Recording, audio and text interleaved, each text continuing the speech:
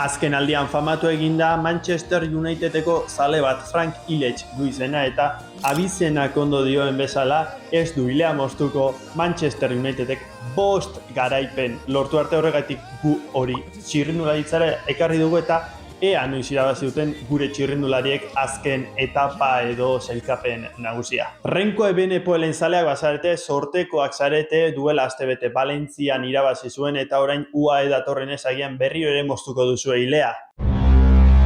Eta Pogačarrekin zer, urrian Lombardia irabazi zuen eta ordutik irabazi gabe dagoen arren denboraldia Strade Bianchen hasiko du eta orduan moztu halko duzu hilea. Jonas Binego eta Mathieu van der Poelen azken garaipenak abuztuan iritsi ziren, batak Espainiako Vuelta irabazi zuen, besteak Reneu Iturreko 3. etapa, orduan abuztutik hilea moztu gabe. Eta euskaldunekin zer, Pello Bilbaok duela 2 urte irabazi zuen azken garaipena, Esloveniako Tourreko 4. etapa, eta Jon Izagirrek adibidez Frantziako Tourreko 12. etapa du 2023an, denok gogoratuko dugun edizioan. 2022ra jo behar dugu Bauke Molemaren azken garaipena ikusteko, Herbehereetako erlojupeko txapelketa.